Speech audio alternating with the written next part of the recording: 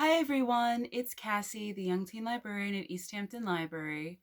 Tonight we're continuing reading through The Hobbit, and we're continuing with Chapter 15, The Gathering of the Clouds.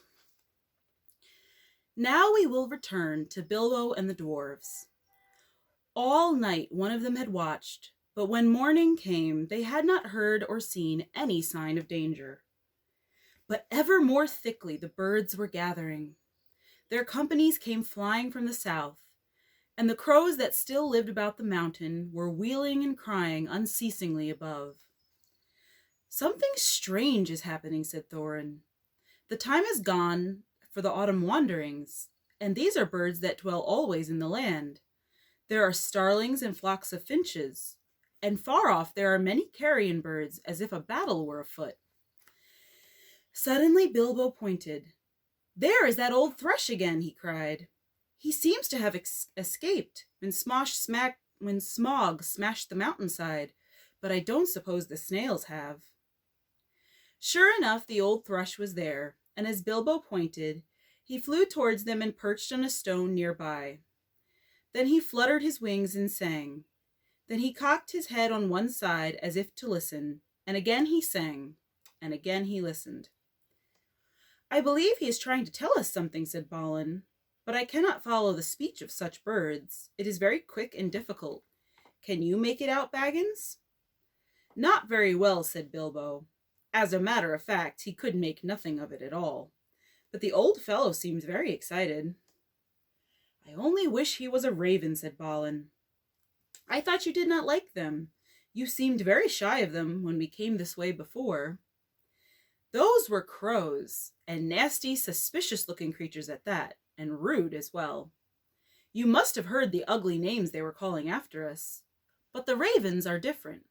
There used to be great friendship between them and the people of Thror, and they often brought us secret news, and were rewarded with such bright things as they coveted to hide in their dwellings. They live many a year, and their memories are long, and they hand on their wisdom to their children. I knew many among the ravens of the rocks when I was a dwarf lad. This very height was once named Ravenhill, because there was a wise and famous pair, old Kark and his wife, that lived here above the guard chamber. But I don't suppose that any of that ancient breed linger here now." No sooner had he finished speaking than the old thrush gave a loud call and immediately flew away. "We may not understand him, but that old bird understands us, I am sure," said Balin. "Keep watch now, and see what happens." Before long there was a fluttering of wings, and back came the thrush, and with him came a most decrepit old bird. He was getting blind, he could hardly fly, and the top of his head was bald. He was an aged raven of great size. He alighted stiffly on the ground before them, slowly flapped his wings, and bobbed towards Thorin. "O Thorin, son of Thrain, and Balin, son of Fundin," he croaked. And Bilbo could understand what he said, for he used ordinary language, and not bird speech. "I am Roäc, son of Kark. Kark is dead, but he was well known to you once. It is 100 years and 53 since I came out of the egg, but I do not forget what my father told me. Now I am the chief of the great ravens of the mountain. We are few, but we remember still the king that was of old. Most of my people are abroad, for there are great tidings in the south. Some are tidings of joy to you, and some you will not think so good. Behold, the birds are gathering back again to the mountain and to the dale from south and east and west, for word has gone out that Smog is dead." "Dead? Dead?" shouted the dwarves. "Dead! Then we have been in needless fear, and the treasure is ours." They all sprang up and began to caper about for joy. "Yes, dead," said Roäc. "The thrush, may his feathers never fall, saw him die, and we may trust his words. He saw him fall in battle with the men of Esgaroth the third night back from now at the rising of the moon."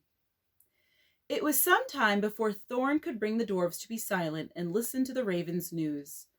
At length, when he had told all the tales of the battle, he went on. So much for joy, Thorin Oakenshield. You may go back to your halls in safety. All the treasure is yours, for the moment. But many are gathering hither beside the birds. The news of the death of the Guardian has already gone far and wide, and the legend of the wealth of Thror has not lost in the telling during many years. Many are eager for a share of the spoil. Already a host of elves is on the way, and carrion birds are with them, hoping for battle and slaughter. By the lake, men murmur that their sorrows are due to the dwarves, for they are homeless and many have died, and Smaug has destroyed their town. They too think to find amends from your treasure, whether you are alive or dead. Your own wisdom must decide your course, but 13 is small remnant of the great folk of Durin that once dwelt here, and now are scattered far. If you will listen to my counsel, you will not trust the master of the lakemen, but rather him that shot the dragon with his bow. Bard is he, of the race of Dale, of the line of Girion. He is a grim man, but true. We would see peace once more among dwarves and men and elves after the long desolation, but it may cost you dear in gold. I have spoken.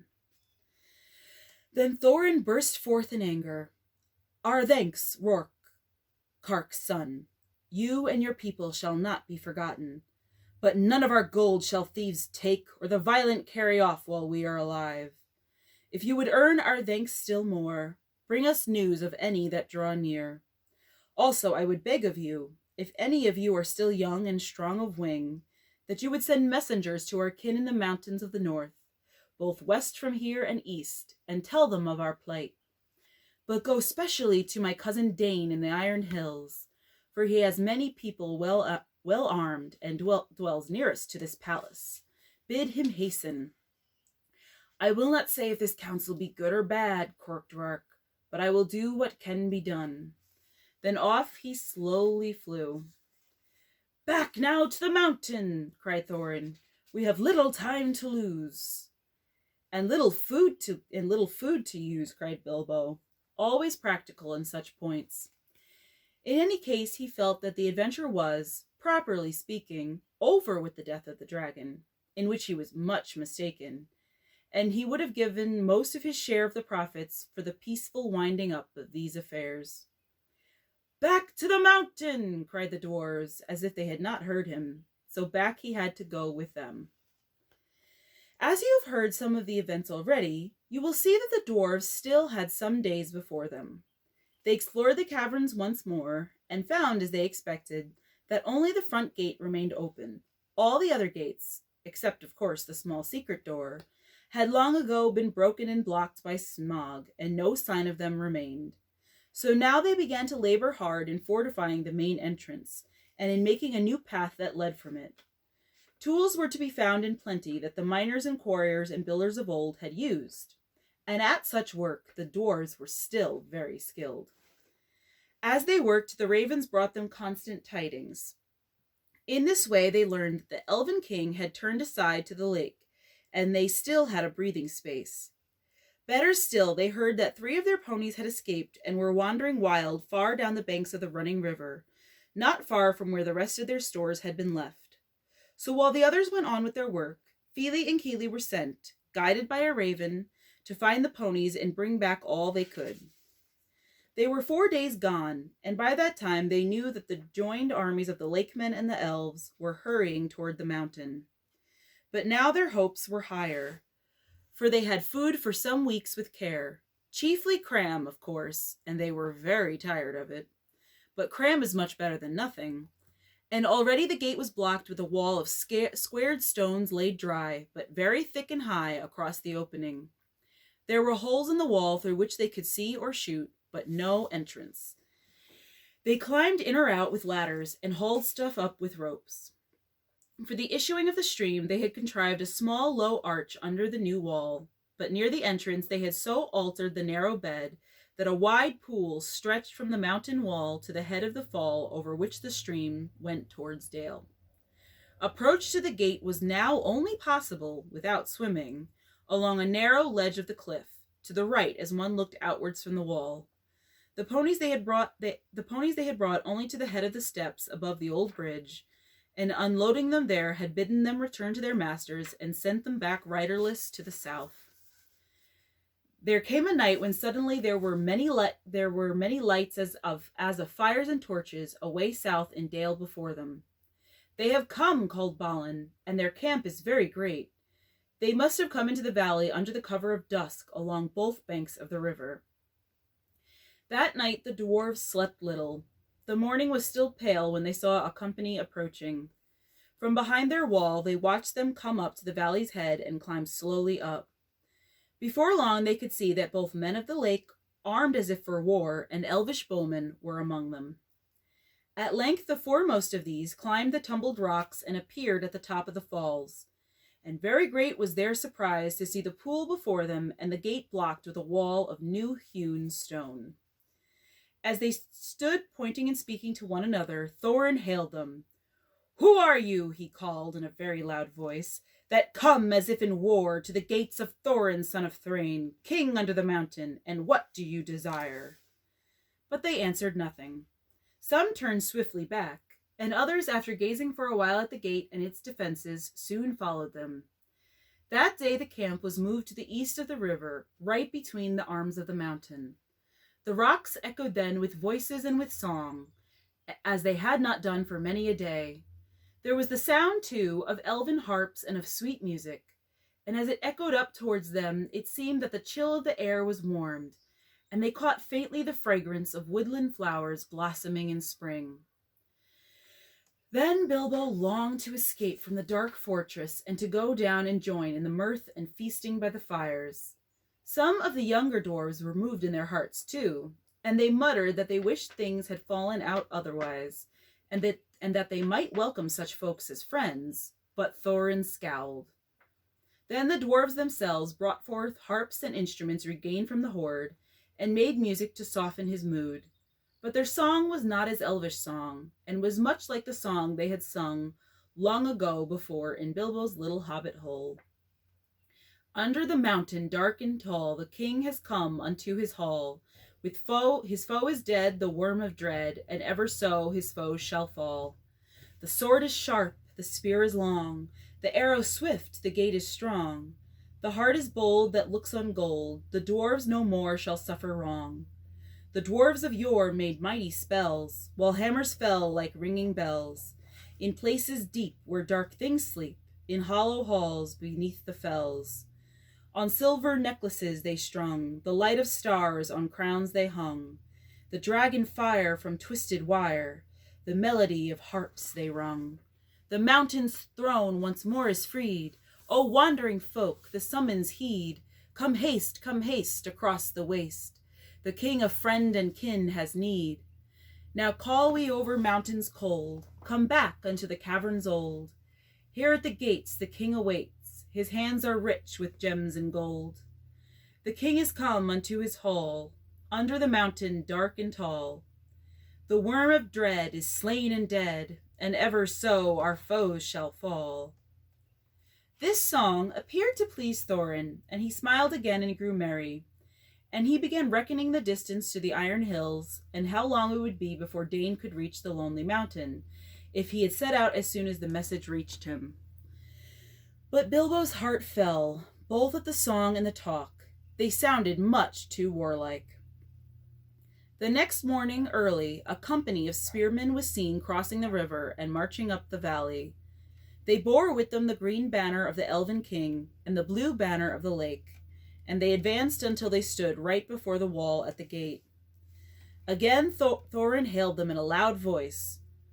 "Who are you that come armed for war to the gates of Thorin, son of Thrain, king under the mountain?" This time he was answered.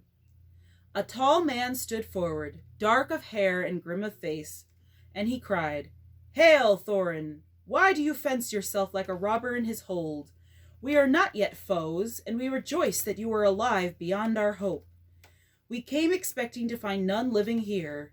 Yet now that we are met, there is matter for parley and a council." Who are you, and of what would you parley? I am Bard, and by my hand was the dragon slain and your treasure delivered. Is that not a matter that concerns you? Moreover, I am by right descent the heir of Girion of Dale, and in your hoard is mingled much of the wealth of his halls and towns, which of old Smaug stole. Is that not a matter of which we may speak? Further, in his last battle, Smaug destroyed the dwellings of the men of Esgaroth, and I am yet the servant of their master. I would speak for him and ask whether you have no thought for the sorrow and misery of his people. They aided you in your distress, and in recompense you have thus far brought ruin only, though doubtless undesigned. Now these were words fair and true, if proudly and grimly spoken, and Bilbo thought that Thorin would at once admit what justice was in them. He did not, of course, except that anyone would remember that it was he who discovered all by himself the dragon's weak spot, and that was just as well, for no one ever did. But also he did not reckon with the power that gold has upon which a dragon has long brooded, nor with dwarvish hearts. Long hours in the past days Thorin had spent in the treasury, and the lust of it was heavy on him. Though he had hunted chiefly for the Arkenstone, yet he had an eye for many another wonderful thing that was lying there, about which were wound old memories of the labors and the sorrows of his race. You put your worst cause last and in the chief place, Thorin answered. To the treasure of my people no man has a claim, because Smaug who stole it from us also robbed him of life or home. The treasure was not his, that his evil deeds should be amended with a share of it. The price of the goods and the assistance that we received of the lakemen we will fairly pay, in due time. But nothing we will give, not even a loaf's worth, under threat of force. While an armed host lies before our doors, we look on you as foes and thieves. It is in my mind to ask what share of their inheritance you would have paid to our kindred, had you found the hoard unguarded and us slain. A just question, replied Bard, but you are not dead, and we are not robbers. Moreover, the wealthy may have pity beyond right on the needy that befriended them when they were in want. And still my other claims remain unanswered. I will not parley, as I have said, with armed men at my gate, not at all with the people of Elven King, who I remember with small kindness. In this debate they have no place. Begone now, ere our arrows fly. And if you would speak with me again, first dismiss the elvish host to the woods where it belongs, and then return, laying down your arms before you approach the threshold. The Elven King is my friend, and he has succored the people of the lake in their need, though they had no claim but friendship on him, answered Bard. We will give you time to repent your words. Gather your wisdom ere we return. Then he departed and went back to the camp. Ere many hours were past, the banner-bearers returned, and trumpeters stood forth and blew a blast. In the name of Esgaroth and the forest, one cried, we speak unto Thorin, Thrain's son Oakenshield, calling himself the king under the mountain, and we bid him consider well the claims that have been urged, or be declared our foe. At the least he shall deliver 1/12 portion of the treasure unto Bard, as the dragon slayer and as the heir of Girion. From that portion Bard will himself contribute to the aid of Esgaroth. But if Thorin would have the friendship and honor of the lands about, as his sires had of old, then he will give also somewhat of his own for the comfort of the men of the lake.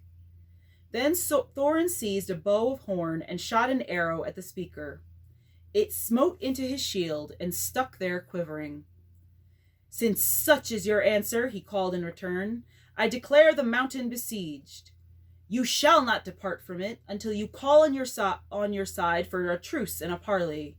We will bear no weapons against you, but we leave you to your gold.